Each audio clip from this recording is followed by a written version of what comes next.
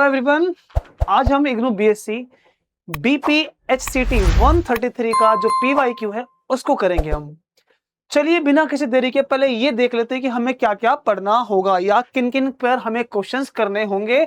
सबसे पहले जो हम क्वेश्चंस अटेम्प्ट करेंगे वो इन टॉपिक से होने वाले हैं, यानी कि जो वेक्टर फील्ड्स के टॉपिक हैं, vector differentiation, gradient, divergence, curl, line integration, हम इन पर भरपूर डील करेंगे।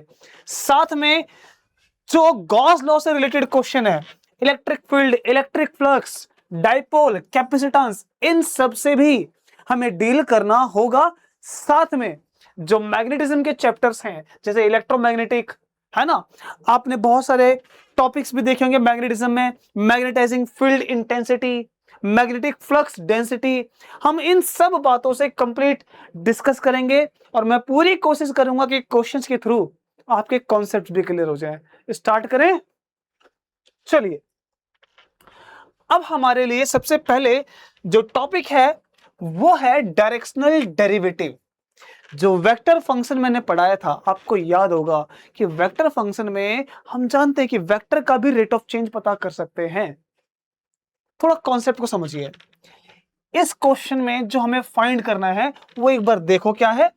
इसने बोला कि if we x square plus cos y minus x z, इतनी इंफॉर्मेशन इसने दी और इसने कहा कि ये चीज डिफाइंस अ स्केलर फील्ड, यानी कि ये किसी स्केलर फील्ड को डिफाइन करता है। तो हमसे कहा जाता है कि ऑब्टेन इट्स डायरेक्शनल डेरिवेटिव। साथ में और क्या बोला गया है, at the point this in the direction, direction वाले मार्क कर लो अलग से, ओके, इन द डायरेक्शन फलाना ढिमकाना। आप बहुत ध्यान से देखो, अगर डायरेक्शनल डेरिवेटिव से पहले डेरिवेटिव बताओ क्या होता है। आप बोलेंगे सर कि डेरिवेटिव जो है ना, मैं थोड़ा कॉन्सेप्ट भी समझा देता हूं साथ साथ, ठीक है ना, ताकि ये भी आपको क्लियर हो जाए कि हम क्या पढ़ रहे हैं।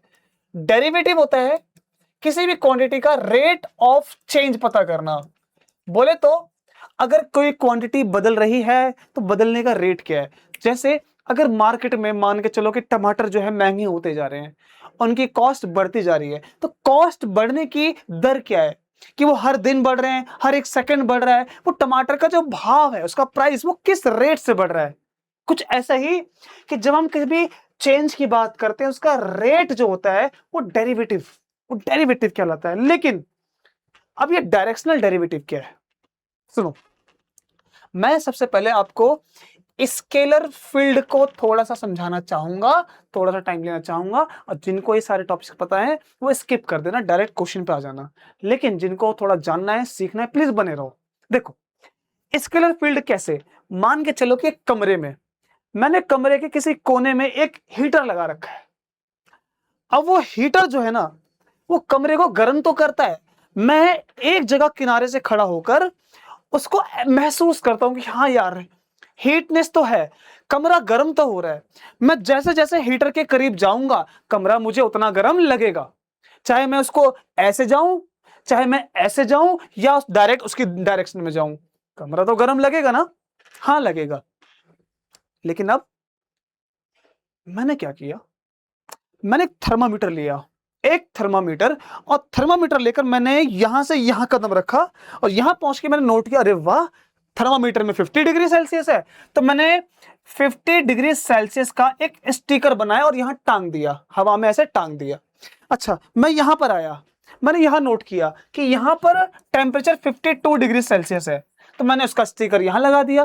फिर मैं वहां गया, फिर मैं वहां गया, वहां गया, यानी कमरे के हर कोने में, हर जगह मैंने टेम्परेचर को नापा और उसका मैंने एक स्टिकर बना के पूरे कमरे में फैला दिया। कैसा लगेगा? वो जो आप देख रहे हो ना कि हाँ टेम्परेचर की रीडिंग ऐसी ऐसी है, वो है स्केलर फील्ड। क्योंकि टेम्परेचर क्या है, एक स्केलर क्वांटिटी, तो वो स्केलर फील्ड के बारे में बताता है। बात क्लियर है ना? अच्छा, अब स्केलर फील्ड अगर समझ में आ चुका हो कि कैसे हम इसको विजुलाइज करेंगे, तो आप इसको एयर की स्पीड उसको रिलेट कर लो, है ना, किसी भी चीज से रिलेट कर सकते हो आप, बस थोड़ा सा समझना होगा। और अच्छा, अब स्केलर फील्ड के बाद डायरेक्शनल डेरिवेटिव।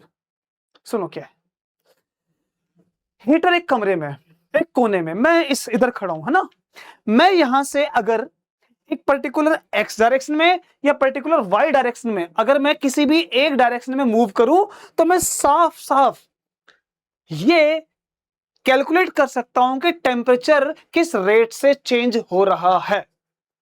फिर से एक्स में जाता हूं तो एक्स में टेम्परेचर में change with respect to x, कि एक्स में जब चाह रहा हूं तो टेम्परेचर में कितना चेंज आता है, वाई में जाता हूं तो टेम्परेचर में कितना चेंज आता है, तो मैं इन सब चीजों को कैलकुलेट कर सकता हूं एग्जैक्टली। तो ये है रेट ऑफ चेंज। अब डायरेक्शनल डेरिवेटिव से एक चीज और, एट द पॉइंट, ये पॉइंट क्या कर रहा है क्वेश्चन में, तो सुनो। असल में ना मैं कमरे में इधर उधर भटक रहा हूं, मैं भटकने के बाद यहां खड़ा हो गया, मैंने बोला यार मैं कहां हूं, मेरी क्या लोकेशन है, तो मेरी लोकेशन कुछ तो होगी ना, एक्स में 2 कदम या 2 मीटर, वाई में 5, जेड में 3, कहां से, किसी ना किसी से तो होगी। हो सकता है मेरी दीवार से मैं इतनी दूर खड़ा हूं, उसके कोऑर्डिनेट मुझे पता है। तो ये पॉइंट जो है ना, ये लोकेशन यानी कोऑर्डिनेट बताते हैं कि आप कमरे में किस जगह पर हैं, और उस जगह पर आपको एक टेम्परेचर की वैल्यू होगी, चलो कोई ना कोई वैल्यू तो टेम्परेचर की होगी। लेकिन अब मैं इस जगह पर एक कोने में खड़ा होके मैं एक्स में और वाई में जब मैं चलता हूं, मूव करता हूं, तो टेम्परेचर का रेट ऑफ चेंज पता करता हूं। लेकिन मैंने बोला कि भाई साहब मुझे ना टेम्परेचर का चेंज ना तो एक्स में ना तो वाई में, मुझे उस डायरेक्शन में, अच्छा मुझे उस डायरेक्शन में, ये जो बोल रहा हूं ना मैं, मुझे उस डायरेक्शन में, ये उस डायरेक्शन को जब मैं जोड़ता हूं तब बनता है मेरे पास डायरेक्शनल डेरिवेटिव। यानी किसी पर्टिकुलर किसी खास डायरेक्शन में अगर मुझे पता लगाना हो कि टेम्परेचर किस स्पीड से चेंज हो रहा है, कि मैं ऐसे भाग के जा रहा हूं, अरे वाह टेम्परेचर कैसे बदल रहा है, मैं इस डायरेक्शन में 1 कदम 2 कदम 3 कदम रख रहा हूं तो टेम्परेचर में जो चेंज आ रहा है वो हर एक कदम पर 5-5 डिग्री सेल्सियस बढ़ रहा है। एक्स में कुछ और बढ़ सकता है, वाई में कुछ और बढ़ सकता है, लेकिन मैंने बोला रैंडम डायरेक्शन, एक पर्टिकुलर कोई सी भी डायरेक्शन। ये जो जनरल केस है ना कि किसी भी डायरेक्शन में निकालो, कोई सी भी डायरेक्शन, चाहे वो एक्स की हो चाहे वाई की हो या कोई सी भी डायरेक्शन, इसको बोलते हैं डायरेक्शनल डेरिवेटिव फाइंड करना, यानी किसी भी जनरल पर्टिकुलर डायरेक्शन में रेट ऑफ चेंज पता करना। बात समझ में आई? चलो क्वेश्चन करते हैं अब, ठीक है ना। आ जाओ। तो डायरेक्शनल डेरिवेटिव को फाइंड कैसे करते हैं मैं जरा बताता हूं। इसका फॉर्मूला ना आप क्वेश्चन करना है अपने को। तो देखिए भाई साहब हम करते इसमें एक ग्रेडियंट फाइंड करते हैं। अब ग्रेडियंट क्या है समझाऊंगा धीरे धीरे, है ना। अब जो स्केलर फील्ड है ये एक डेल का सिग्नेचर साइन है, इसके साथ हम स्केलर फील्ड को मल्टीप्लाई करते हैं तो एक ग्रेडियंट यानी एक वेक्टर क्वांटिटी बन जाती है। इसका हम वेक्टर बनने के बाद, है ना, अगर ये क्वांटिटी कंप्लीट एक वेक्टर बन जाती है तो उस वेक्टर का, इसको वेक्टर बनाने के बाद जो डायरेक्शनल ये हमें डायरेक्शन दे रखी है ना, ये इसके साथ हम इसका यूनिट यानी कि इसका डॉट प्रोडक्ट करते हैं। किसका डॉट प्रोडक्ट करते हैं, वेक्टर का कि यूनिट क्या या फिर यूनिट वेक्टर का। ध्यान से सुनो, हमें वेक्टर का मल्टीप्लाई नहीं करना होता, हमें डायरेक्शन चाहिए होती है तो यूनिट वेक्टर का मल्टीप्लाई करना होता है ये, ठीक है ना, किसी भी यूनिट वेक्टर का। तो इसका यूनिट वेक्टर क्या देखेंगे, अगर यही यूनिट वेक्टर है तो अच्छी बात है, अगर ये यूनिट वेक्टर नहीं होता तो इसका यूनिट वेक्टर निकालते। और यूनिट वेक्टर कैसे निकालते हैं, तो फुल वेक्टर में से उसके मैग्नीट्यूड को डिवाइड कर देते हैं, ऐसे निकालते हैं। लेकिन ये यूनिट वेक्टर होगा तो ठीक है, नहीं होता ऐसे निकालेंगे अपन, है ना।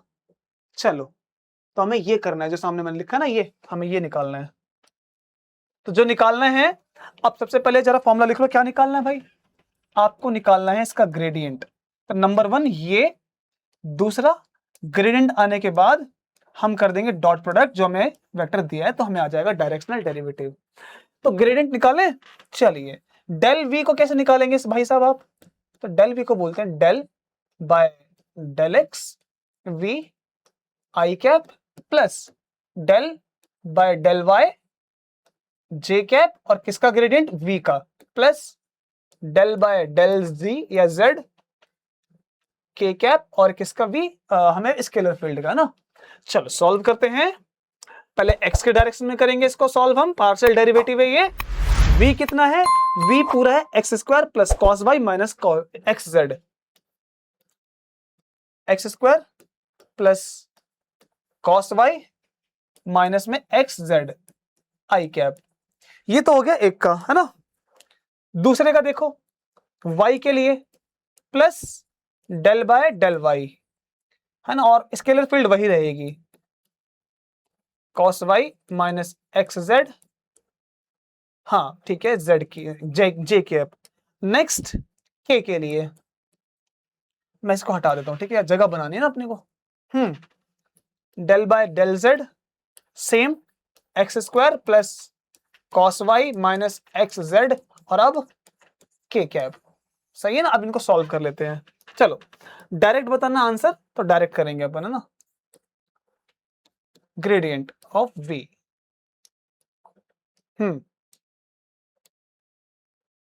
तो ग्रेडियंट ऑफ v कितना आएगा। हम इसको अगर डेरिवेटिव करेंगे x के साथ तो y और z बाकी कांस्टेंट हो जाएंगे। इसको डेरिवेटिव करेंगे बन जाएगा 2x, ये y कांस्टेंट हो जाएगा 0, उसमें z कांस्टेंट हो जाएगा, z बाहर आएगा, इसका रहेगा 1, तो माइनस में z, क्योंकि x हो जाएगा 1, ठीक है ना। x 1 हो जाएगा, माइनस में z आई कैप, ये बचेगा। नेक्स्ट y के लिए देखो, y के लिए ये कांस्टेंट, इसका डेरिवेटिव 0, cos y का क्या होता है माइनस साइन y, ठीक है ना, डेरिवेटिव माइनस साइन y। चलो मैं इसको व्हाइट से लिखता हूं मैं, प्लस लगाना पड़ेगा लेकिन प्लस माइनस माइनस हो जाएगा, तो माइनस साइन y, और ये भी पूरा कांस्टेंट हो जाएगा j कैप। नेक्स्ट z में करेंगे ये 0, ये भी 0, z में करेंगे माइनस x बचेगा, माइनस x k कैप, क्योंकि x कांस्टेंट हो जाएगा, z का डेरिवेटिव 1। ये वैल्यू आ चुकी है, ये वेक्टर बन चुका है। अब इसमें हम अपनी लोकेशन को पुट कर देंगे तो हमारे पास उसका आंसर आ जाएगा। लोकेशन क्या है हमारे पास, 2x में 2 है, ये x है, ये y है, ये z है, ठीक है ना। चलो so del v equals 2 into x, x कितना है 2, तो 2 जा 4, माइनस z की वैल्यू कितनी है माइनस का 1, that will be 1 I cap, ठीक है, दिख रहा है ना, हाँ। माइनस साइन y कितना है पाई j कैप, माइनस और z कितना है, मतलब x की वैल्यू ना 2 k कैप, सही है ना। चलो थोड़ा स्पेस क्रिएट कर लेते हैं अपन,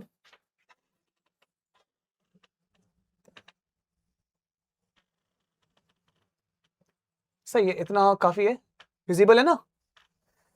हाँ ओके, ये वैल्यू आ चुकी है हमारे पास del v, that is 5 I cap. ये साइन पाई, साइन जो 180 के मल्टीपल पर होता है, यानी साइन पाई 2 पाई 3 पाई, ये सब 0 होते हैं, तो ये 0 माइनस 2 के कैप, माइनस 2 के कैप, तो ये आ गया डेल v, ठीक है। अब इसका हमें करना है यूनिट, क्या ये यूनिट वेक्टर है, इसको चेक कर लेते हैं पहले एक बार। इसका मैग्नीट्यूड निकाल के चेक कर लेते हैं, रूट, और सबके 1 बाय ये √3 में आएगा, हाँ, तो 1 बाय √3 का करेंगे तो ये आ जाएगा 1/3 प्लस 1 बाय √3 करेंगे 1/3, माइनस इसको भी करेंगे 1/3, क्योंकि √3 का स्क्वायर 3 हो जाएगा, और जब ऐड करेंगे इन सबको तो क्या आएगा 3/3, दैट इज 1। तो हाँ, इसका मैग्नीट्यूड 1 आया, तो बोले तो ये एक यूनिट वेक्टर है, ठीक है ना। अब मैग्नीट्यूड कैसे निकालते हैं पता है ना, सभी का पाइथागोरस थ्योरम लगाते हैं ना, सबका स्क्वायर करते हैं, आई की जगह पे कुछ नहीं, हम 1 लेंगे। ओके सो इसको हम करेंगे del v dot n cap, तो अब ये आ रहा है डायरेक्शनल डेरिवेटिव, है ना, मैं लिख देता हूं इसको। अब ये हमारी फाइनल कैलकुलेशन है, डायरेक्शनल डेरिवेटिव, ठीक है, कितना आएगा 5 आई कैप माइनस 2 के cap,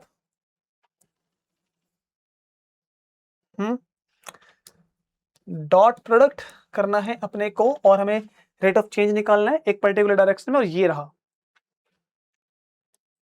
i by √3 plus j by √3 minus k by √3। चलो सॉल्व कर लेते हैं, कितना आएगा, i की i से करेंगे तो 5/√3 आ जाएगा, j तो है नहीं वो 0 हो जाएगा, इसकी करेंगे तो minus minus plus 2 into 1 2 by √3, तो क्या ये 7/√3 नहीं आ रहा, बिल्कुल 7/√3 यूनिट्स। तो इस रेट से अब इसकी वैल्यू क्या आएगी? इसकी वैल्यू आ जाएगी लगभग 3 से ज्यादा आएगी, 3.4 3 ऐसे करके। तो यानी 4 के अराउंड आ रही है इसकी वैल्यू। यानी कि एक पर्टिकुलर डायरेक्शन में, यानी इस डायरेक्शन में अगर हम जाएंगे, ऐसे मूव करते हुए जाएंगे, तो वहां पर टेम्परेचर हो, हाइट हो, या मास हो, प्रेशर हो, कुछ भी हो, वो 4 टाइम्स, यानी 4 टाइम्स जो भी होगा उसके अमाउंट, उससे वो रेट ऑफ चेंज, उसका अमाउंट बढ़ेगा। यानी मैं 1 कदम रखूंगा, 2 कदम रखूंगा, तो जो चेंज आएगा वो 4 की स्पीड से आएगा। कि टेम्परेचर पहले 50 था और 54 हो गया, 58 हो गया, 62 हो गया, एक पर्टिकुलर डायरेक्शन में जब जा रहे हैं। बात क्लियर ना? ऐसा कुछ होने वाला है ये। अगर डायरेक्शनल डेरिवेटिव क्लियर हो तो आगे बढ़ सकते हैं अपन नेक्स्ट क्वेश्चन की तरफ। नेक्स्ट क्वेश्चन है, कैलकुलेट द लाइन इंटीग्रल, अरे वाह, ऑफ द वेक्टर। ये लाइन इंटीग्रल कैसे निकालते हैं? लाइन इंटीग्रल हम ऐसे निकालते हैं, एफ डॉट डी आर, ऐसे line integral along the curve. Line integral क्यों करते हैं? क्या मजबूरी आ गई? तो सुनो, अगर हम एक जनरली बात कर लें कि भाई मेरे को ना पतंग उड़ाने का शौक है, मैं पतंग उड़ा रहा हूं और मेरी पतंग जो है वो रैंडम डायरेक्शन, कभी यहां ऐसे ऐसे लहर के इधर से उधर उड़ के जा रही है। अब जैसे वो गई, उसकी एक कोई खास शेप नहीं है कि वो रेक्टेंगल में गई है या ट्रायंगल में गई है। ट्रायंगल में गई है तो इसका एरिया निकाल लो, निकल गया। स्क्वायर में गई है, इसका एरिया निकाल लो, निकल गया ये। लेकिन वो जिस शेप में गई है वो शेप कुछ अजीबोगरीब है, इस तरह से। अब ये शेप जो गई है, मुझे इसके थ्रू मुझे पूरा एरिया, पूरा वर्क डन निकालना है। अब क्या करोगे? 9th क्लास में आपने पढ़ा है कि सर ऐसे कुछ होता था तो हम ऐसे एरिया में बांटते थे, इसका एरिया निकालते थे, इसका एरिया निकालते थे, निकल गया हमारे पास वर्क डन, निकल गई डिस्प्लेसमेंट, निकल गई फोर्स, निकल गया एरिया। लेकिन इसमें कौन सी शेप बनेगी? यहां रेक्टेंगल ट्रायंगल बन रहा है लेकिन यहां नहीं बन पाएगा। तो यहां हमें इसको हर एक पाथ पर इसको छोटे छोटे छोटे छोटे रूप में तोड़कर इसको इंटीग्रेट करना पड़ता है। हमने इसको यहां छोटे से रूप में तोड़ा, रेक्टेंगल है ना, एक छोटा सा रेक्टेंगल, फिर छोटा सा रेक्टेंगल, फिर छोटा सा रेक्टेंगल, तो ऐसे तोड़ तोड़ के पूरे को इंटीग्रेट कर लिया, लाइन इंटीग्रल। और एफ क्या है? एफ कुछ भी हो सकता है, बट इस क्वेश्चन में क्या है एफ, जरा उसको डिस्कस कर लेते हैं। ठीक है, देखो भाई, ये जो एफ है ना, एफ का रूप, ये आपने देखा होगा जब ग्रेविटेशन फोर्स, कूलम्ब्स लॉ पढ़ा होगा, है ना, इस तरह से के Q1 Q2 bye are cube dot में इसका यूनिट वेक्टर या फुल वेक्टर पढ़ा होगा आपने, ऐसे। ये तो पूरा कांस्टेंट मान लो ना। तो ये जो फोर्स है वो डायरेक्ट डिपेंड करती है इस फैक्टर पर। तो यहां से हमें पता लग रहा है कि जो एफ है वो फोर्स का ही कहीं ना कहीं रूप है कि नहीं बात? हाँ जी बिल्कुल है सर। तो एफ जो है वो कहीं ना कहीं कोई सेंट्रल फोर्स का एक रोल प्ले कर रहा है। ऐसी फोर्स जो डिस्टेंस पे डिपेंड करती है वो सेंट्रल फोर्स होती है। डिस्टेंस पे नहीं बोलूंगा, along the line joining of the 2 points, है ना। बट ऐसे में हम उसको सेंट्रल फोर्स कंसीडर करते हैं। क्या होती है अगर जानना हो तो बताना। और ये उसका एक अलोंग द कर्व, ये उसका ग्राफ दे रहा है, यानी पोजीशन दे रखी है, और हमें इसको सॉल्व करना है कि लाइन इंटीग्रल क्या आएगा। तो ऐसा सॉल्व करने के लिए अपने को जो इक्वेशन दे रखी है जरा उस पर हम पुटअप करते हैं वैल्यू। आर हमें दे रखा है ना, यहां पर लिख लेते हैं हम आर ऑफ टी, यानी ये पोजीशन टाइम पे डिपेंड कर रही है और टाइम के साथ चेंज हो रहा है। अगर टाइम के साथ चेंज हो रहा है तो इसको हम नॉर्मल क्लासिकल मैकेनिक्स से नहीं कर सकते, क्योंकि वहां पर कांस्टेंट के लिए लगता था, यहां पर ये वेरिएबल है। ठीक है, हमें डी आर निकालना है, तो इसको निकालने के लिए हम क्या करेंगे, इसका डेरिवेटिव टाइम के रिस्पेक्ट में। तो डेरिवेटिव करेंगे डी टी 1, तो ये बचेगा आई कैप, वो बचेगा जे कैप, और ये बचेगा के कैप, क्योंकि टी हो जाएगा 1। तो ये आ गया डी आर। डी आर निकालेंगे तो क्या आएगा, डी आर निकालेंगे तो आई प्लस जे प्लस के कैप, और यहां पर डी टी ये आ जाएगा ना, ये डी टी उधर आ जाएगा, इससे मल्टीप्लाई। एफ में दिया हुआ है, चलो सॉल्व करते हैं। अच्छा एफ दिया हुआ है और एफ में क्या है, आर वेक्टर। आर वेक्टर हमें दिया हुआ है और आर क्यूब निकालना है यार। ये देखो ना, इसके अकॉर्डिंग चलें तो फॉर्मूले में हमें एफ की जगह क्या रखेंगे आप बोलो? एफ की जगह रखेंगे हम आर वेक्टर माइनस में माइनस आर वेक्टर डिवाइड में r cube dot d r, यही तो रखेंगे ना। अब कैसे करेंगे भाई, आर वेक्टर की वैल्यू हमें पता है, हमें क्वेश्चन में इसकी वैल्यू दे रखी है, हमने रख दी है, मुझे टाइम पे डिपेंड कर रही है ना, क्योंकि फंक्शन है, फंक्शन को हमें उसमें तोड़ना पड़ेगा जिसमें कांस्टेंट टर्म्स आ जाए। तो ये फंक्शन है, हमें आर दे रखा है, हम उसकी वैल्यू रख देंगे वहां पर। अच्छा, और आर क्यूब, हम इसको मैग्नीट्यूड निकाल लेते हैं, तो बताओ आर का मैग्नीट्यूड कितना आएगा? ये टी का स्क्वायर प्लस टी का स्क्वायर प्लस टी का स्क्वायर, क्या ये 3t स्क्वायर नहीं बनेगा? बनेगा। अब 3t स्क्वायर बनने के बाद हम आर निकालेंगे तो कितना आएगा? t√3 आएगा ना। जब आर क्यूब करेंगे तो कितना आएगा? इसका क्यूब कर देंगे तो ये हो जाएगा टी का क्यूब, है ना, टी का क्यूब हो जाएगा। इसका इस क्यूब करेंगे तो कैसे करेंगे? √3 मल्टीप्लाई √3 मल्टीप्लाई √3, ये 3 बन जाएगा, जो मैंने पहले लिख लेता हूं इधर आगे की तरफ। 3t क्यूब और बचेगा एक √3, है ना, बचेगा ये 3 बन गया, √3 बचा हमारे पास, तो ये आ गया आर क्यूब। चलो वहां पर रखते हैं वैल्यू को, ओके ना। चलो सॉल्व करें। माइनस, अच्छा, और लिमिट भी दे रखी है यहाँ पर 0 to 2, है ना, 0 to 2, और लिमिट किसकी? टाइम की है। और हमें अच्छे से पता है कि इस पूरे पार्ट को हमने टाइम में कन्वर्ट कर लिया, डीआर को भी किस में कन्वर्ट कर लिया? dt में, इसलिए टाइम की लिमिट दे रखी है। अगर dt में कन्वर्ट किया और यहाँ लिमिट r की हो तो वो गलत हो जाता, ठीक है ना। टाइम की लिमिट है, यहाँ पर टाइम की लिमिट है, जो भी है t टाइम होगा तो टाइम में। r वेक्टर कितना है? ये रहा, t i cap plus t j cap plus t k cap, और माइनस लगा लेना है। r क्यूब कितना है? ये रहा 3√3 t क्यूब, सही है ना। फिर dr कितना है? ये रहा हमारे पास i प्लस j प्लस के। सो डॉट डॉट करना है, थोड़ा सा स्पेस क्रिएट करते हैं पहले।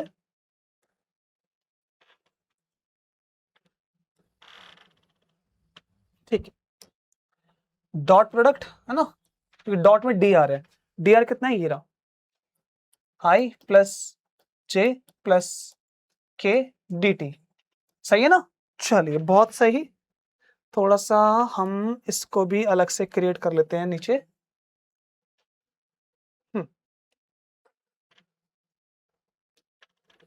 सी, आगे देखो कैसे होगा। माइनस लिमिट अगेन 0 से 2, इसको डॉट प्रोडक्ट करेंगे तो टी आई की आई से करेंगे, बन जाएगा टी, है ना, मल्टीप्लाई करेंगे ये भी टी प्लस टी डिवाइड में, और ये आ जाएगा डी टी। डिवाइड में कितना है? 3√3 टी क्यूब। ऊपर क्या होगा? ये बन जाएगा 3t डिवाइड में 3√3 टी क्यूब डी टी। अब बताइए, 3 से 3 कैंसिल, t से ये भी कैंसिल, और ये माइनस लगा हुआ है तो टी स्क्वायर बचेगा। नीचे क्या बचा? जगह बनाते हैं, चलिए। ये सारी बात समझ में आ रही है ना आप सबके, है ना। सॉल्व करते हुए अगर देखें अपन तो बचेगा इक्वल्स माइनस लिमिट 0 से 2, ऊपर t कुछ नहीं, वो कैंसिल हो गया, नीचे आया 1/√3, और √3 को हम बाहर ले लेते हैं, 1/√3 बाहर आ चुका है, अंदर बचेगा 1/t स्क्वायर, टी स्क्वायर को ऊपर लिख लेते हैं, t की पावर -2 dt बचेगा, लिमिट 0 से 2 है। अब तो आ गया ना आंसर। अच्छा ऐसे बता दो मुझे क्या आंसर आएगा, चलो कम ऑन।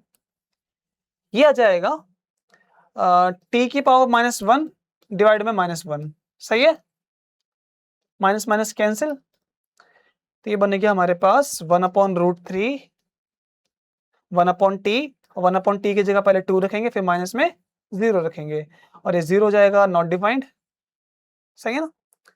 तो ये बनेगा 1/2√3 1/2√3।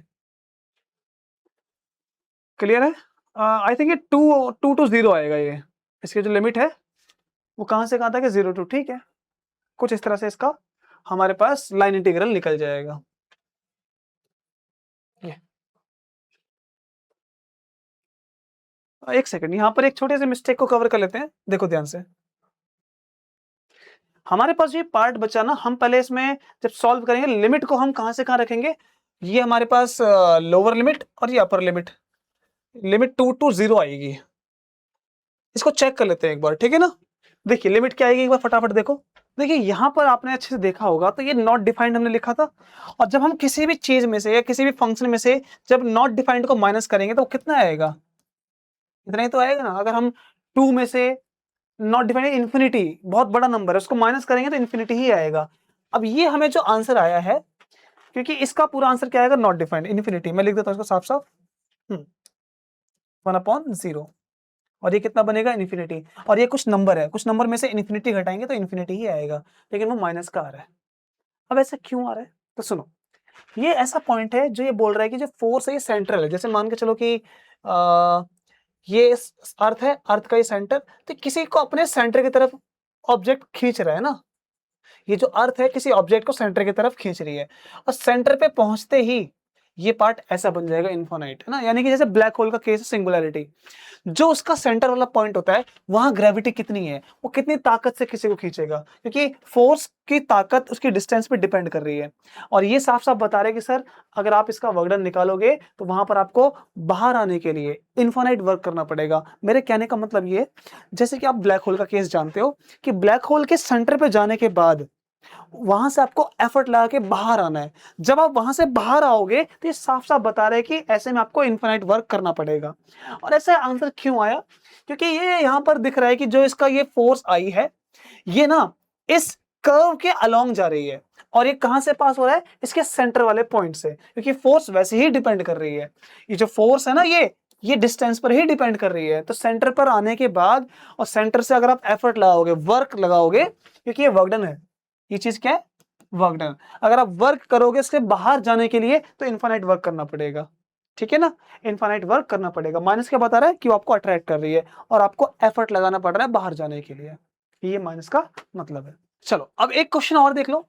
The electric field due to a uniformly charged sphere of radius, जो कहानी है चलो उसको देखते हैं। वॉल्यूम चार्ज डेंसिटी हमें क्या दिया, electric field due to a charge sphere of radius 0.05, तो रेडियस दी गई है हमें 0.05 मीटर, है ना। हैज द मैग्नीट्यूड 9, और इसको क्या लिख सकते हो आप, 5 इंटू 10⁻⁻2 मीटर। और इलेक्ट्रिक फील्ड की जो वैल्यू है वह 9 न्यूटन पर कूलम। इसको मत सोचना कि ये इलेक्ट्रिक फील्ड है भाई साहब, ये मीटर में, मीटर में रेडियस होती है, ये न्यूटन पर कूलम, ये इलेक्ट्रिक फील्ड है। इलेक्ट्रिक फील्ड कहां निकालनी है, at a distance of 0.15 metre. तो ये क्या है, radius of the sphere, radius of the sphere, radius of sphere.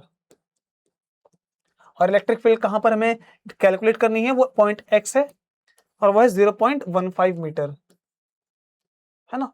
यानी कि इसको लिख सकते हैं हम 15 इंटू 10⁻⁻2 मीटर, है ना। तो दो पॉइंट को आगे लेकर आए। What is the net charge on the sphere, हमें क्या क्या निकालना है, net charge on the sphere. And what is the volume charge density, बोले तो रो, यानी कि Q/V की वैल्यू, ये अपने को निकालनी है। चलो बहुत आसान से सॉल्व करते हैं। अगर एक बड़ा सा स्फीयर है मान के चलो, और उसके किसी पॉइंट सेंटर से, है ना, हम इस पॉइंट पे इलेक्ट्रिक फील्ड निकालें, तो इलेक्ट्रिक फील्ड का फॉर्मूला क्या बनता है, वी नो। यहां पर इलेक्ट्रिक फील्ड का फॉर्मूला होता है KQ/x³, ठीक है ना, x square, sorry x square. Electric field की वैल्यू आपको दी गई है 9, ठीक है, 9 कूलम दे रखी है, 9 न्यूटन पर कूलम। के की वैल्यू भी आपको पता है, चार्ज आपको निकालना है कितना उसमें है, एक्स कितना है, ये रहा, इसका स्क्वायर करेंगे तो 15 इंटू 15 इंटू 10⁻⁻2 का स्क्वायर 10⁻⁴। चार्ज अगर निकालेंगे हम तो 9 से 9 काट सकते हैं, और 15 की मल्टीप्लाई से करेंगे 225 हो जाएगा। It will be 225। जब ये इधर की तरफ आएगा और ये ऊपर जाएगा तो इससे ये माइनस हो जाएगा, प्लस हो जाएगा, क्यों, इंटू 10⁻13, है ना, क्योंकि ये ऊपर जब माइनस का है ना, ऊपर जाएगा तो ये प्लस हो जाएगा, ठीक है ना। ठीक है, जब ये प्लस हो जाएगा तो 10⁻13 हो जाएगा, और क्यू की वैल्यू निकालेंगे तो कितनी आ रही है, 225 इंटू 10⁻13, क्योंकि डिवाइड में आएगा। और अच्छे से लिख लें कि आ जाएगा 2.25 10⁻11 कूलम, इतना आ जाएगा। अब हमें नेट चार्ज तो आ चुका है, अब हमें निकालना क्या है, रो, यानी कि ये। और इसको निकालने के लिए क्या चाहिए आपको, बोलो, चार्ज पर यूनिट वॉल्यूम। और वो कितना है, 2.25 10⁻⁻11। वॉल्यूम कितना होगा स्फीयर का, 4/3 पाई आर क्यूब। और रेडियस कितना है, 5 इंटू में 10⁻⁻6 ऐसे ही होगा। इसको प्लीज आप सॉल्व कर दो फटाफट से, फटाफट। कितना बनेगा वो आप कर सकते हैं, पॉइंट डालो, हटाएंगे तो कितना हो जाएगा ये। यहाँ पर हमने 225 लिखा था ना, इसको इतना रहने दो, इसे 2.25 करेंगे तो वो पावर और कम हो जाएगी। इसको 2 इसको इतना रहने दो, 10 की पावर 225, 10 की पावर कितना है, -13, ठीक है ना। अब इसको डिवाइड कर सकते हो इजिली आप 5 से, तो आपका आंसर आ जाएगा, ठीक है। तो आपका आ जाएगा रो, यानी कि charge per unit volume, charge density. इसको सॉल्व करने के बाद सॉल्व हो जाना चाहिए वैसे तो, ठीक है ना। चलो आगे बढ़ जाते हैं अब एक केस में। अब इस क्वेश्चन को देखें ध्यान से, देखिए ये क्वेश्चन जो है वो volume, charge density and Gaussian surface का क्वेश्चन है। यहां पर क्वेश्चन हमसे ये कहता है कि Gaussian surface of a cylindrical shape, और उस सिलिंड्रिकल शेप की रेडियस 0.5 मीटर और हाइट 10 मीटर दे रखी है, और साथ में इनक्लोजेस अ फ्यू पॉजिटिव चार्ज, यानी कि जो भी गॉसियन सरफेस सिलिंड्रिकल शेप में है उसमें कुछ पॉजिटिव चार्ज हैं। Assuming that the electric field due to these charges is normal to the Gaussian surface. Assuming क्यों, अगर एक गॉसियन एक सिलेंडर में है ना, एक सिलेंडर में अगर चार्ज है तो वहां इलेक्ट्रिक फील्ड तो होगी और सरफेस पे नॉर्मल भी होगी। अज्यूम क्यों, सुनो, 12th में इसके रिगार्डिंग एक डेरिवेशन थी। वो डेरिवेशन ऐसी थी कि इस तरह से इसमें एक इनफाइनाइट चार्ज, एक रॉड होती है जो कि चार्ज रॉड होती है ना, एक चार्ज वायर। अब जो इसमें चार्ज वायर होती है, इससे इलेक्ट्रिक फील्ड इधर इधर इधर इधर ऐसे बनती है, ठीक है। और ऐसे केस में इसके बाद जो कर्व सरफेस होती है, जैसे मान के चल दो कि ये जो कर्व सरफेस, ये वाली जो कर्व सरफेस है, ये वाली, इसका एरिया वेक्टर इसके परपेंडिकुलर होगा, क्योंकि एरिया वेक्टर हमेशा सरफेस के नॉर्मल होता है। और अगर ये सर्कल वाला पॉइंट है तो एरिया वेक्टर यहां पर ऐसे होगा, ठीक है ना, ऐसे करके नॉर्मल जो नीचे की तरफ बनता है। तो एरिया वेक्टर किसी भी सरफेस पर नॉर्मल होता है, इसलिए जब हम इसमें एरिया वेक्टर बनाएंगे, इसका एरिया वेक्टर ऐसा आएगा, इसका एरिया वेक्टर ऐसा आएगा, सर्कल का एरिया वेक्टर ऊपर आएगा, इसका एरिया वेक्टर नीचे आएगा। तो यहाँ पर इलेक्ट्रिक फील्ड ऐसे ऐसे थी, ऐसे ऐसे थी, और एरिया वेक्टर्स के परपेंडिकुलर है। इलेक्ट्रिक फील्ड और एरिया वेक्टर के बीच में जब एंगल 90 डिग्री होता है तो उसका फ्लक्स 0 होता है, क्योंकि फ्लक्स क्या होता है, EA cos थीटा, है ना। और जब एरिया फैक्टर और इलेक्ट्रिक फील्ड के बीच में एंगल 90 डिग्री होगा तो cos 90 0 होगा, वहां इलेक्ट्रिक फ्लक्स नहीं होगा। इसीलिए इस क्वेश्चन में ये बात अज्यूम की गई है। और बात क्या अज्यूम की गई है कि जो इलेक्ट्रिक फील्ड है वो गॉसियन सरफेस के नॉर्मल है, और गॉसियन सरफेस इस केस में एक सिलेंडर है। इसका ये मतलब कि अगर, अब क्वेश्चन के अकॉर्डिंग बना रहा हूं मैं, ये एक गॉसियन सरफेस है, ठीक है ना। तो इसकी इलेक्ट्रिक फील्ड जो बनेगी वो ऐसे बनेगी, यहां पर ऐसे बनेगी, यहां पर ऐसे बनेगी, यहां पर ऐसे बनेगी। अब इसका एरिया वेक्टर कहां होगा, इसका एरिया वेक्टर भी इसके अलोंग होगा, इसके अलोंग होगा, इसके अलोंग होगा। तो यहां पर एरिया वेक्टर इसके पैरेलल है, यानी कि फ्लक्स यहां पर होगा, ठीक है ना। अब उसके बाद इलेक्ट्रिक फील्ड की वैल्यू दी है, calculate the volume charge density. जिसको कैलकुलेट करना है इसका फॉर्मूला लिख लो पहले। फॉर्मूला ये होता है ना। अब इसको निकालने के लिए आपको चार्ज पता होना चाहिए और वॉल्यूम पता होना चाहिए। वॉल्यूम तो ज्योमेट्रिकल खेल है, उसको हम ऐसे ही निकाल लेंगे। चलो, वॉल्यूम अगर ऐसे ही निकल जाएगा तो वॉल्यूम को हम यहां कैलकुलेट कर लेते हैं।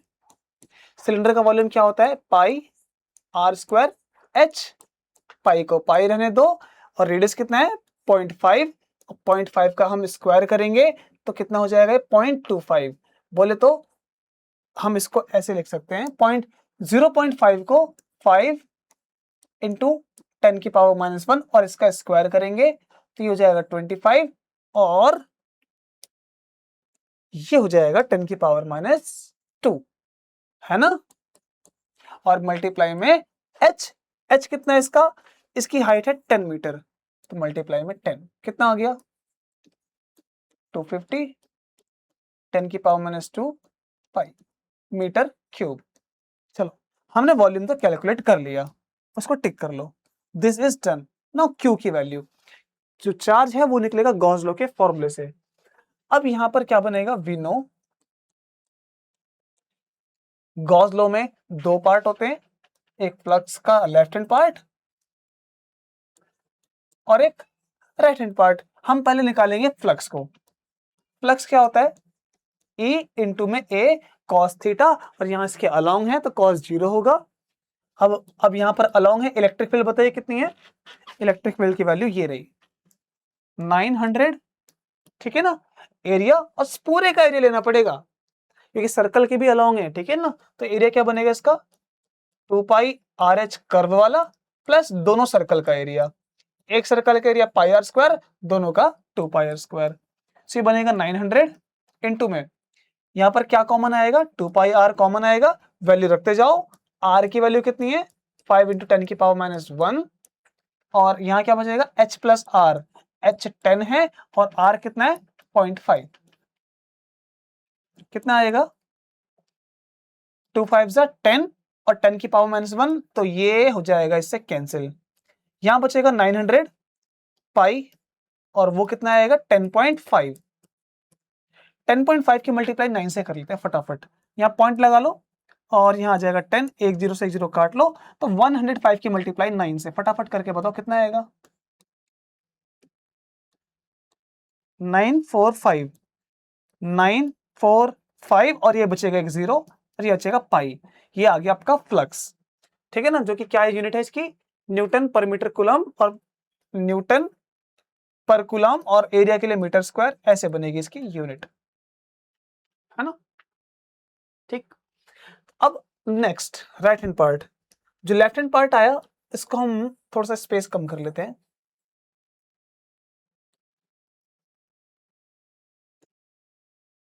राइट, अब क्यू बाय एप्सिलॉन नॉट की वैल्यू, चलो कैसे कैलकुलेट करेंगे, जरा हम इसको एक सेपरेट पार्ट पोर्शन बना लेते हैं।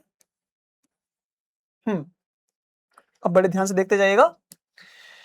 फाई की वैल्यू कितनी है 9450, क्यू निकालेंगे, क्यू की वैल्यू कितनी आएगी, यहाँ पाई भी आएगा एक, ठीक है ना, पाई भी है ना यहाँ पर 9450 इंटू में 8.85 10 की पावर -12 इंटू में पाई कूलम, तो ये आ जाएगा हमारे पास चार्ज। इसको हम इवेल्युएट भी कर सकते हैं, इसको अप्रॉक्स 9 मान सकते हैं, मल्टीप्लाई करेंगे वो हमारा आंसर निकल सकता है ना। देखो कैसे बताता हूं मैं, यहां से वैल्यू कम कर लो, इसको हम क्या लिखते हैं 9000 लिख सकते हैं, तो 9.45 इंटू 10 की पावर 3 लिख सकते हैं कि नहीं, और 8.85 को हम 9 कर लेते हैं, ठीक है ना। हाँ, हमने यहां से इसको बढ़ाया, इसको घटा दो, तो ये भी 9 कर लो, 9 9 सा 81 और वो कितना हो जाएगा, पाई की वैल्यू पाई रहने दो, हाँ 10 की पावर -9 पाई कूलम, ये आ गया चार्ज, आ चुका है। अच्छा चलिए,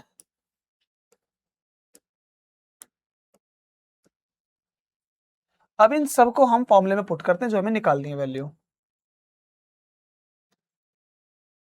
ठीक है। नेक्स्ट, हाँ हमने ये निकालना है, क्यू हम निकाल चुके हैं, रो निकालेंगे तो आ जाएगा 81 के अराउंड, लगभग आ रहा है ना वही, पाई को पाई रहने दो, डिवाइड में वॉल्यूम, वॉल्यूम कितना है 250, 10 की पावर -2 मल्टीप्लाई में और एक पाई, ये पाई से पाई कैंसिल हो जाएगा। अब यहां बचा कितना 250, अब इसको कैसे सॉल्व करें चले आगे देखिए ना।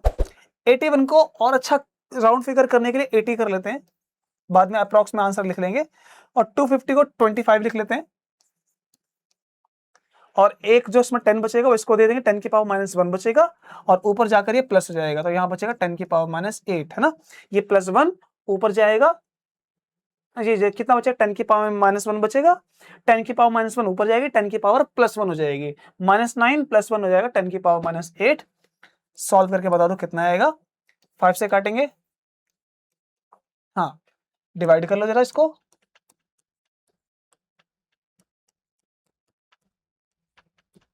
3.2 के अराउंड लगभग आ रहा है, 3.2, 10 की power -8 coulomb per metre cube, coulomb per metre cube. कोई एरर तो नहीं है किसी कैलकुलेशन में, एक बार चेक कर लेना, क्रॉस वेरीफाई करते हैं उसके बाद आगे बढ़ते हैं, ठीक है ना। चलिए, हाँ आपने इसको क्रॉस वेरीफाई कर लिया होगा, क्रॉस वेरीफाई अगर कर लिया है तो चलो आगे बढ़ते हैं हम नेक्स्ट ऑप्शन में। Question number 7, electric field bye given potential. हमारे पास क्वेश्चन है कि इलेक्ट्रिक पोटेंशियल दिया हुआ है, इलेक्ट्रिक फील्ड निकालनी है। इलेक्ट्रिक फील्ड और इलेक्ट्रिक पोटेंशियल का जो रिलेशन है वो क्या है, -dV/dr, ठीक है ना।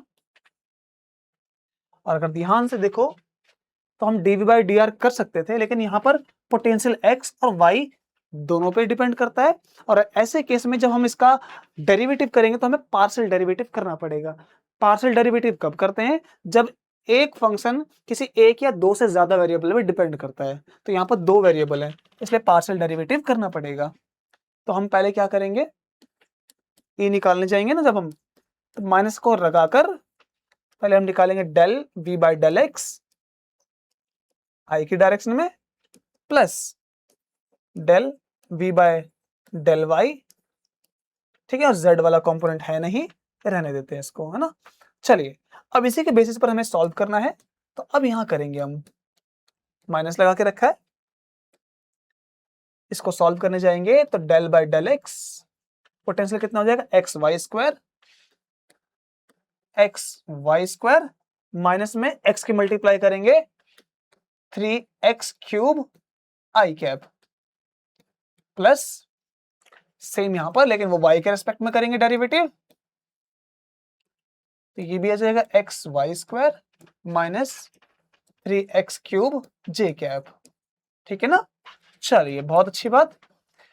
इसको सॉल्व करेंगे x के साथ तो y रहेगा कांस्टेंट, ये बन जाएगा 1, तो यहां बचेगा y² माइनस, ब्रैकेट लगा के करेंगे, यहां बचेगा y², ठीक है, वहां पर क्या आ जाएगा, -3×3=9 x² i कैप, प्लस वहां पर y के साथ करेंगे तो x रहेगा कांस्टेंट, तो वहां बचेगा केवल 2xy, और वो x कांस्टेंट है, 0 हो जाएगा। चलो, माइनस को हम ओपन कर लेते हैं, जब माइनस सॉल्व करेंगे तो ये जाएगा, ये माइनस का प्लस हो जाएगा, तो 9x² माइनस में y² i कैप, और प्लस वाला क्या हो जाएगा, माइनस, ये आ जाएगा इसका इलेक्ट्रिक फील्ड वेक्टर की फॉर्म में, जो अपने को निकालना था, ठीक है ना। यहां तक कोई समस्या तो नहीं है, चलो आगे बढ़ सकते हैं हम। अब आगे क्वेश्चन है डाइलेक्ट्रिक वाला।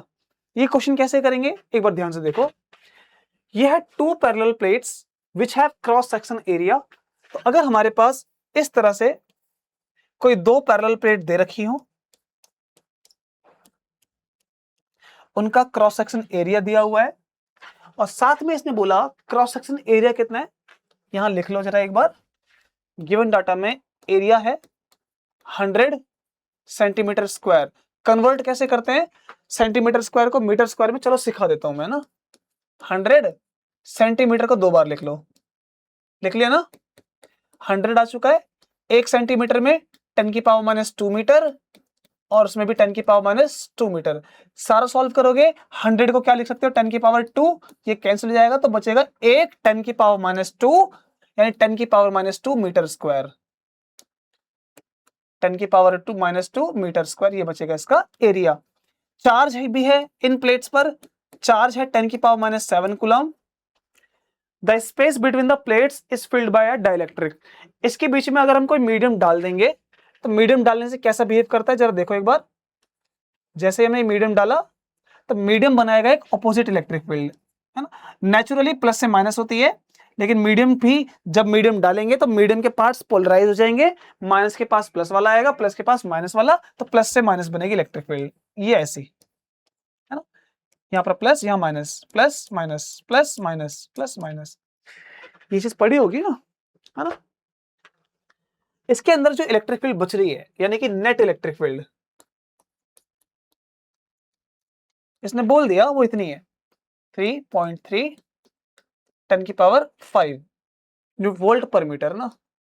चलो, what is the dielectric constant, हमें के की वैल्यू निकालनी है, इसकी वैल्यू। और इलेक्ट्रिक फील्ड का फॉर्मूला दिया हुआ है जब मीडियम नहीं है, ये वाला फॉर्मूला। अब हमें इलेक्ट्रिक फील्ड दी हुई है, के पूछ रहा है, तो इनका एक रिलेशन होता है, मैं जरा लिखवा देता हूं। वी नो कि के इक्वल्स टू, फॉर्मूला क्या होता है, एक मिनट इसको लिख लेते हैं। हाँ, नेचुरली जो फॉर्मूला होता है वो होता है इस तरह से कि E net equals to original electric field divided by K. तो के की वैल्यू अगर निकालेंगे तो वो आ जाएगी इस तरह से, ई नेट, सही है ना।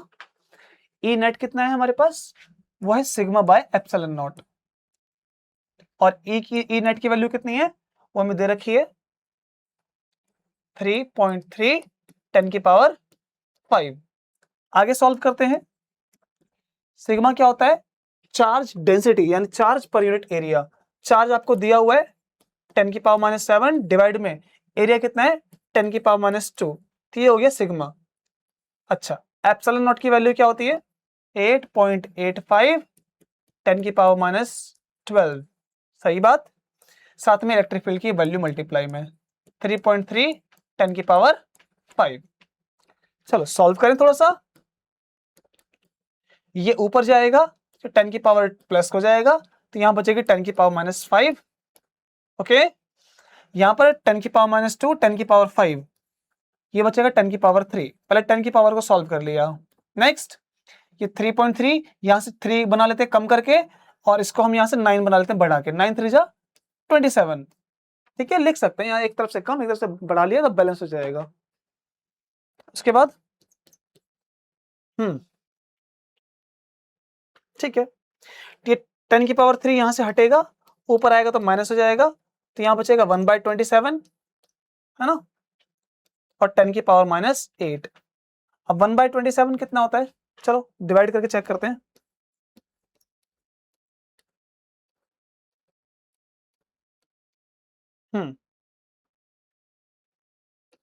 तो 0.03 के समथिंग मान लो, तो लगभग लिख सकते हैं हम 0.03 10 की पावर -8। लेकिन अब इसको और अच्छे से 10 की पावर -8 नहीं आना चाहिए। देखो क्यों, एक जगह पर गलती दिख रही है आपको, बिल्कुल एक जगह पर मिस्टेक है, और उसको ध्यान से वेरीफाई करें अगर हम, तो यहां मिल जाएगा हमें। इसको आगे देखो जरा, यहां पर गलती है,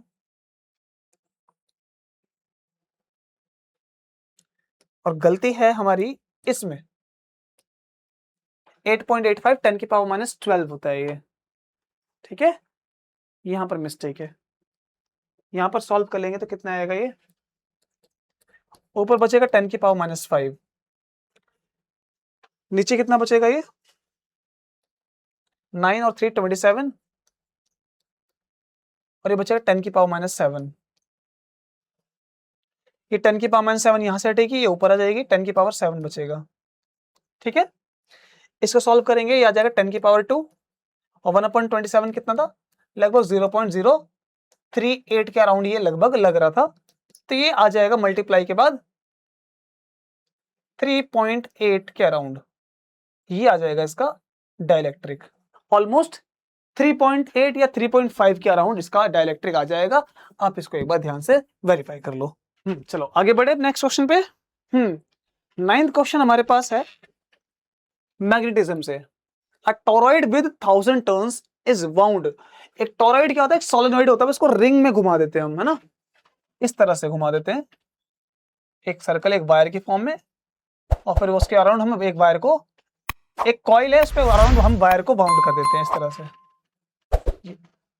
फिर हम यहां से इसको 2 कनेक्शन निकाल लेते हैं वायर के, यानी कि एक सोलेनॉइड को पकड़ के हमने बस इसको रिंग में घुमा दिया, ठीक है, ये होता है केस। तो सोलेनॉइड, टॉरॉइड अभी हम एक ही ट्रीट कर सकते हैं। चलो आगे क्वेश्चन पढ़ते हैं, उसके बाद देखते हैं। अच्छा, नंबर ऑफ टर्न्स हमें दी हुई है, total number of turns that is 1000 is bound on an iron ring. एक आयरन के रिंग, मतलब एक लोहे का लिया आयरन रिंग, उसके ऊपर हमने वायर को लपेट दिया, और इसका मीन सर्कमफेरेंस यानी कि 2 पाई आर की वैल्यू, इसकी जो टोटल लेंथ है वो है 0.75 मीटर, ठीक है।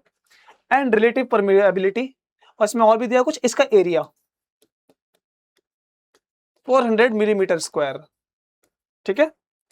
और हमें क्या दिया इसकी relative permeability, that is mu r, वो है 1000, है ना। और करंट कितनी है इसमें, ये रही 0.25 एम्पियर। इसने पूछा calculate the value of magnetic intensity. Magnetic intensity क्या होती है?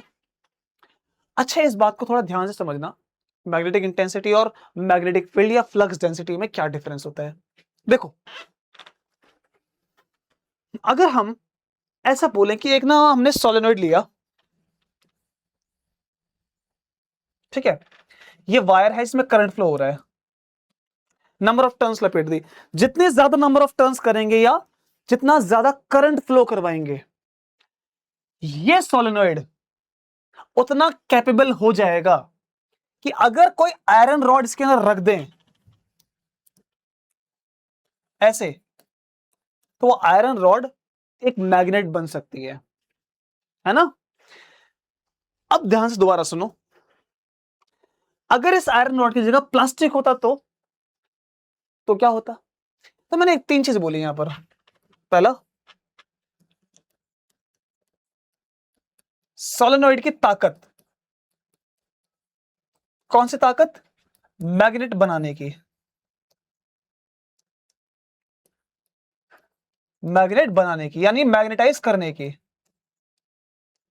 दूसरा, इसमें डाला मैंने आयरन रॉड। तीसरा, इसमें इंट्रोड्यूस कर रहा हूं मैं प्लास्टिक रॉड। तो सुनो, जब मैं बोलता हूं कि सोलेनॉइड की ताकत, ताकत मतलब उसके मैग्नेट बनाने की, मैग्नेटाइज करने की जो ताकत है, वो ताकत उसको मिली कैसे? क्या मैंने रॉड डाली थी? मैंने बिना रॉड डाले पूछा था कि भाई साहब, अगर सोलेनॉइड में नंबर ऑफ टर्न ज्यादा कर दो, करंट ज्यादा फ्लो कर दो, ये पावरफुल खड़ा हुआ है कि मैं किसी को भी मैग्नेट बना सकता हूं, आ जाओ। ये होती है इसकी मैग्नेटिक इंटेंसिटी, जो क्या बताएगी किसी को कितना मैग्नेट बना सकता है। ठीक है, मेरे पास बहुत ताकत है, मैग्नेट बना सकता हूं। जैसे मेरे पास पढ़ाने की एबिलिटी, मैंने कहा आ जाओ भाई, मेरे पास बहुत एबिलिटी है, मैं किसी को भी पढ़ा सकता हूं। अब मेरे को पढ़ानी फिजिक्स है, मेरे पास एक बच्चा आया जो बोलता है सर मुझे आर्ट्स पढ़नी है, आपके पास ताकत बहुत है, पढ़ाइए। मैं कहा यार आर्ट्स पढ़नी है, वो तो मुझे नहीं आती है। एक आके बोला सर मुझे फिजिक्स पढ़ाई है, मुझे यही टॉपिक कराई है। मैं कहूंगा बहुत अच्छा हो जाएगा।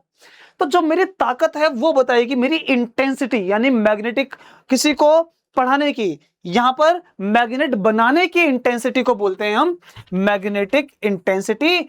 और आयरन रॉड जब इसके अंदर आएगी या प्लास्टिक रॉड आएगी, तो आयरन रॉड बोलेगी भाई साहब देखो, अगर मैं इसकी ताकत में जाती हूं मैग्नेट बनने के लिए, तो मैं अच्छी खासी स्ट्रॉन्ग मैग्नेट बन सकती हूं, क्योंकि मेरे इलेक्ट्रॉन मैग्नेट को सपोर्ट करके और मैग्नेटिक फील्ड बनाएंगे। प्लास्टिक रॉड में इलेक्ट्रॉन बोलते हैं भाई साहब मैं मैग्नेटिक फील्ड नहीं बनाऊंगा, मैं कमजोर मैग्नेट बनूंगा ही नहीं मैग्नेट, ये मैग्नेट बनेगा ही नहीं या कमजोर बनेगा। तो ये जो रिलेटिव परमेबिलिटी है, ये इसी की ताकत बता रही है। 1000 1000 की ताकत है, तो इसमें आयरन रॉड की 1000 की ताकत है, प्लास्टिक की 0 की ताकत है। ये समझ में आया? इसको बोलते हैं मैग्नेटिक फ्लक्स डेंसिटी, यानी कि रॉड को जब डालेंगे वो कितना स्ट्रॉन्ग ताकतवर मैग्नेट बन सकता है, इसके अंदर कितनी मैग्नेटिक फील्ड हम बना सकते हैं। हमने बोला सर रॉड डालेंगे, मैग्नेटिक फील्ड बहुत अच्छी बनेगी, बहुत सारी लाइंस बनेंगी, तो मैग्नेटिक फ्लक्स डेंसिटी बहुत ज्यादा हो जाएगी, प्लास्टिक रॉड में नहीं होगी। तो मैग्नेटिक फ्लक्स डेंसिटी समझ में आया? आयरन रॉड की ताकत, प्लास्टिक रॉड की ताकत, कि वो कितना अच्छा बना सकते हैं, है ना। अब आयरन रॉड है 1000 है, प्लास्टिक रॉड है तो उसकी परमेबिलिटी 0 होती। दूसरा होता 800 होती, तीसरा होता 700 होती। तो वो डिपेंड करता है कि कौन अच्छा मैग्नेट बन सकता है। सोलेनॉइड वो किसको बना सकता है, बोलेगा मैं सबको बना सकता हूं, कौन आता है बनने के लिए। तो ये बताता है मैग्नेटिक फील्ड इंटेंसिटी के बारे में, यानी कि मैग्नेटाइजिंग इंटेंसिटी। बात क्लियर हुई क्या, ये दोनों क्या है। चलो न्यूमेरिकल करते हैं, है ना भाई। देखो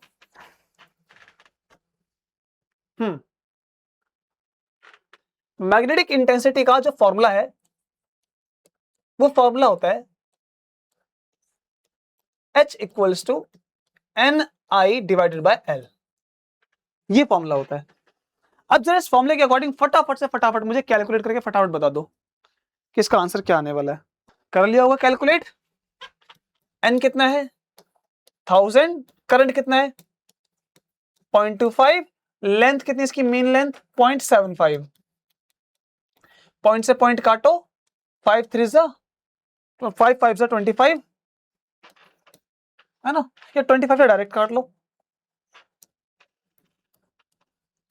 3 से काटोगे तो कितना आएगा ये 333.3 समथिंग, ठीक है ना। इसका ये आ जाएगा हमारे पास मैग्नेटिक इंटेंसिटी जो इसकी निकालनी है हमें, है कि नहीं, एम्पियर पर मीटर, है ना, ampere per metre, ampere per metre. क्या ये क्वेश्चन समझ में आया। चलो एक और करते हैं, मजेदार क्वेश्चन है। The magnitude of the maximum electric field associated with an electromagnetic wave. Magnitude of maximum electric field, कितना दे रखा है इलेक्ट्रिक फील्ड की वैल्यू 500 वोल्ट पर मीटर, वोल्ट पर मीटर में ही नापते हैं इलेक्ट्रिक फील्ड।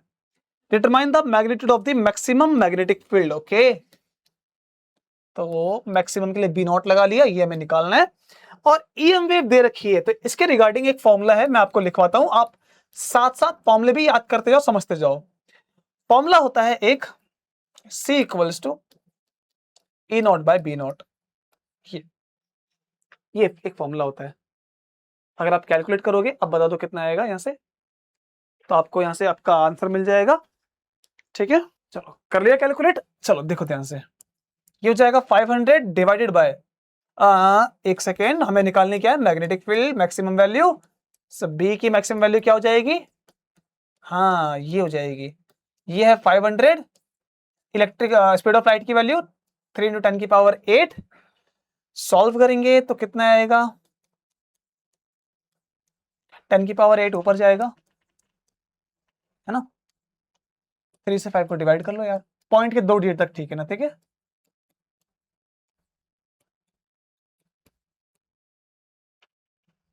तो 1 पॉइंट यहां पर